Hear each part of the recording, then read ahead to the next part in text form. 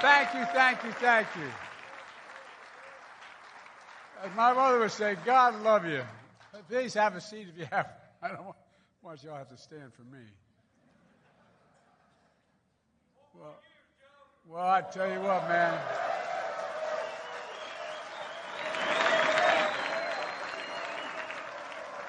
The reason I got the first 4 years is the IBEW, and that's no malarkey. You guys stood up first. Kenny, thanks for that introduction. I tell you what, I caught the tail end of his little film there. Pretty impressive. He's now a movie star. Look, most of all, I want to thank Kenny and all of you for your partnership and your friendship. Union workers, IBEW, I'm president, and that's no malarkey because of you. That's no joke. I wouldn't be standing here if you not stepped up when you did in 2020.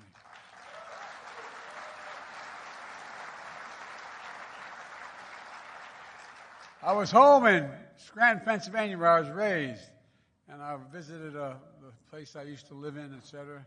And I tell you what, my grandfather, Ambrose Finger, he'd be proud as hell I'm listed as the most pro-union president in history.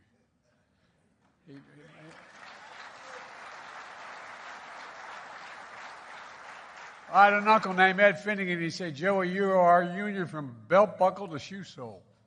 Well, I tell you what, it's because you built the country. You're proof of what I've always known. And I mean this sincerely. I've been saying it for a long time. But it's finally getting through, not to you, but to everybody. Wall Street didn't build America. The middle class built America. And unions built the middle class. And that's not when you built the middle class. There would be no middle class without you.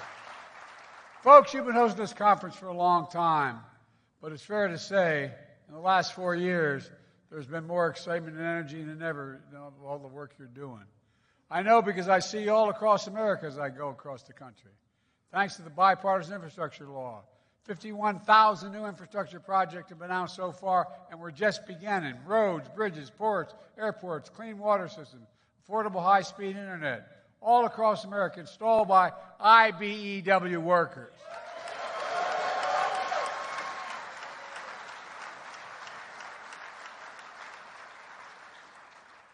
I said when you guys endorsed me, when I think of climate, I think of unions. I think of jobs. Improved power grids, new offshore wind turbines put up by the IBEW workers. A national network of 500,000 electric vehicle stations are going to be built by IBEW workers. And let's hear it for Davis-Bacon requirements.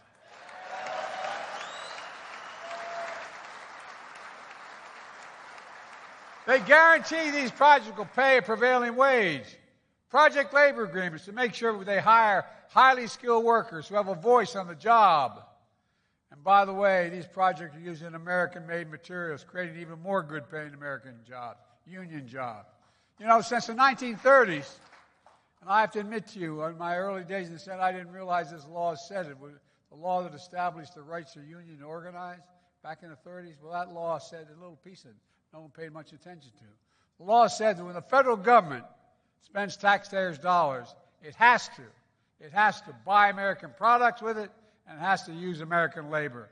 But that was honored in an exception. No, the vast majority of the presidents didn't do it.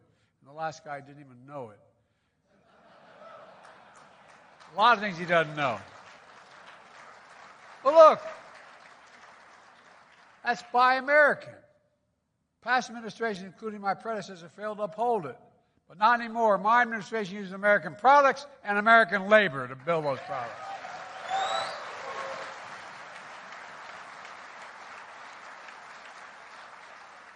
And by the way, for all you skilled trade representatives out there, it's totally within all the rules and regulations.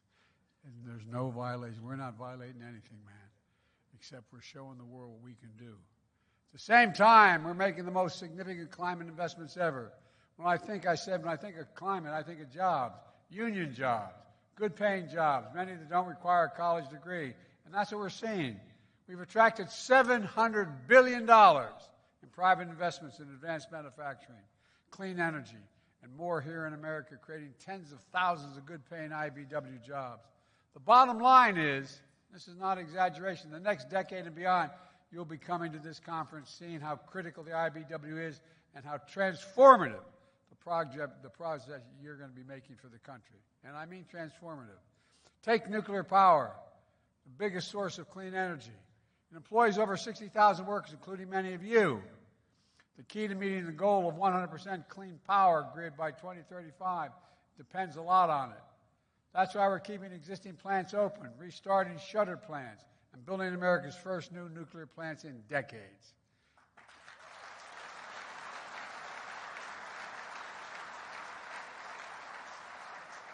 And we're investing to make sure America leads the way on new technologies like advanced small modular reactors of the future. It also means manufacturing the fuel that's needed to run these reactors. For too long, we've relied on imported uranium to power nuclear reactors. Imports from places like Russia that we can't trust at all. My administration is working to change all that. We're investing $3.4 billion in producing advanced nuclear fuel right here in America. You know, folks,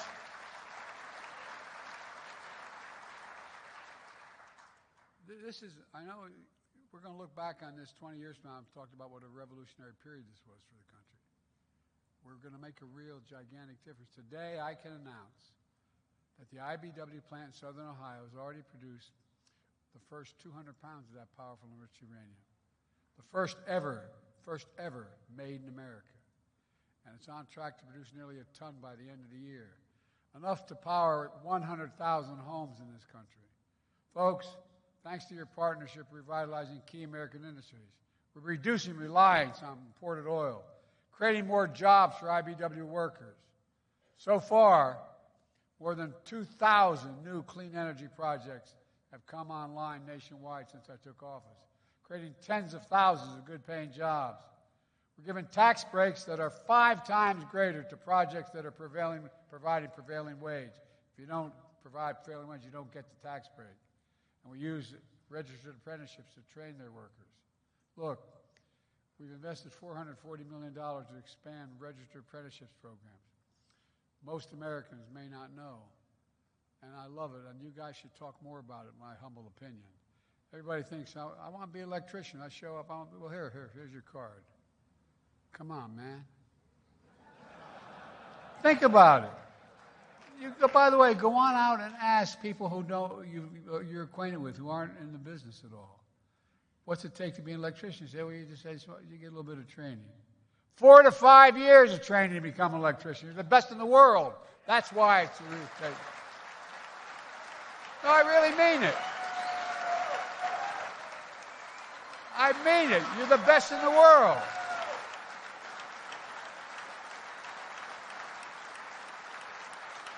It's like having to go to college, for God's sake. I'm serious. Well, I tell you what, every businessman I talk to, I remind them of who you are. Not a joke. Not a joke. And once workers are trained, we're making sure they get the good pay and benefits they deserve. Through my American Rescue Plan, I also enacted the Butch-Lewis Act, the most pro-labor union worker law retirees in 50 years. All we're doing is protecting pensions for thousands of IBEW workers and others. The idea they made it as hard for them to get it done just blows my mind. But we made it happen. While my predecessor never lifted a finger to do any help. Matter of fact, he lifted a finger. He put a thumb on it. Look, not only that, he put union busters on the National Labor Relations Board. The people I've appointed to the National Labor Relations Board actually care about American workers. No, I'm not kidding. And despite the Supreme Court and our Republican friends trying to block us, they haven't stopped me from pursuing an alternative path to relieve the crushing burden of student debt. That includes forgiving loans for vocational schools, community college, and some apprentice programs as well. By the way, all these things are saving America money. We're not costing money. It's saving America. It's growing the economy, for God's sake. People are doing better. I could go on, but I'm not going to. I'm going to resist the temptation. Because, boy, I'm tempted these days. Together, we're doing what always worked best for this country. We're investing in America. It's not complicated. We're investing in Americans, not just America, Americans. Building an economy from the middle out, from the bottom up, not the top down. Not the top down. Because when you do that, the poor have a ladder up, the middle class does very well, and the wealthy still do very well, except they don't pay enough taxes.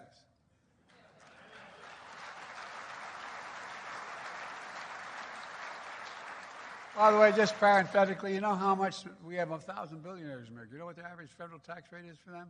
Billionaire, billion, not million, billion. 8.3% federal tax. No, I'm serious. Isn't it bizarre? Anybody willing to trade their tax rate for yours? Raise your hand. Look, and folks, our plan is working. So far, we've created 15 million new jobs. Unemployment hasn't been this low for this long in 50 years. And that includes record low unemployment for black and Hispanic workers as well. Wages are rising. Manufacturing is booming. You've created close to 800,000 new manufacturing jobs since I became president.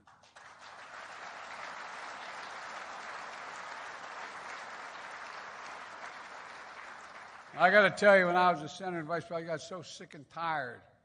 I know a little bit about corporations. There are more corporations registered in my home state of Delaware than every other state in the union combined. They're not all bad guys, but they ain't all good guys either. Look, think what's happened, all kidding aside, from the years, for previous 15 years, 20 years. Corporations look for the cheapest labor in the world, sent the jobs to those laborers, whether they were in Asia or Europe, wherever they were, and then they sent the product back home. Well, instead of importing foreign products, I'm exporting for their products, and we're making those jobs American jobs, created here in America, where they belong.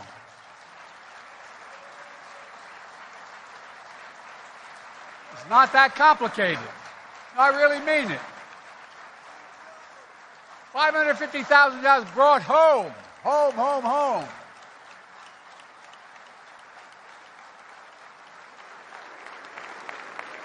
But it's pretty basic stuff.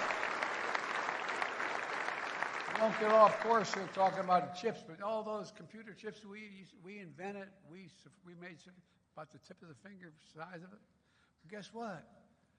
I went over to South Korea. They said, "What are you doing that for?" I said, "I'm going to get them to invest in America." Instead of us having to import all this stuff, we had this space between what we needed and what we could get. Well, guess what? We've created $550 billion in investments here. They're bringing here. And I asked the guy at Samsung why. You know what he said to me? He said, "You have the best workers in the world, and you have the safest place in the world to invest." Look, folks, my predecessor and his MAGA allies have a very different view. He promised infrastructure week every week for 4 years and never built a damn thing. In fact, now these same Republicans, they want, and this is not your father's Republican Party, this is a different breed of cat, these MAGA Republicans. Now they want to repeal the climate law that would gut all those new jobs and industries we're creating here in America. My predecessor rolled back protection for American workers. He opposed increases in federal minimum wage. And he was proud, very proud of his $2 trillion tax cut when he was president that overwhelmingly benefited the wealthy and created the biggest corporations and exploded the federal debt. I cut the federal deficit. He exploded it.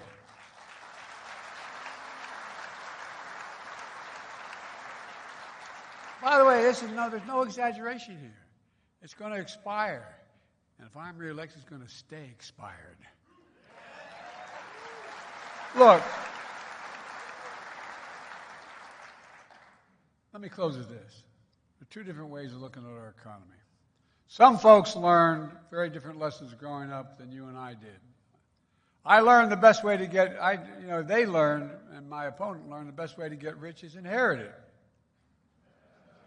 I can't argue much with that, but yeah.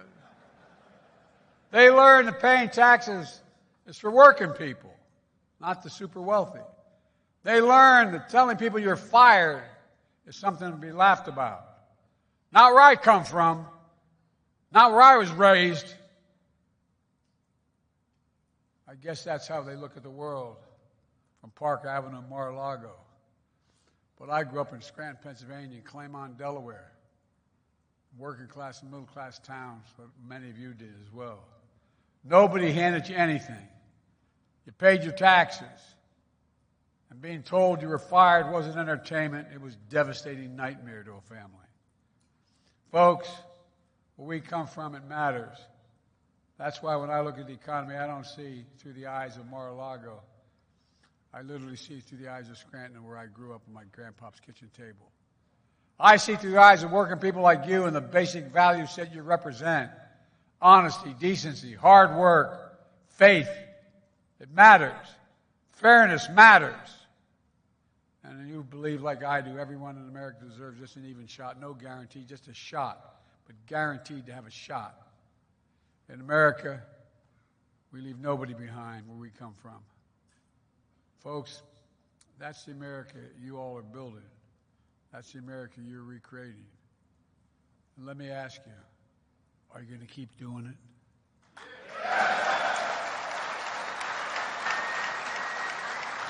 I know we can do this because of you, the American worker. And I've never been more optimistic about our future than I am today. Folks, you just have to remember who the hell we are. We're the United States of America, and there's nothing beyond our capacity. Nothing, nothing, nothing. God bless you all. Thank you, thank you. And on behalf of America, thank you. You've really done it. Thank you, thank you, thank you.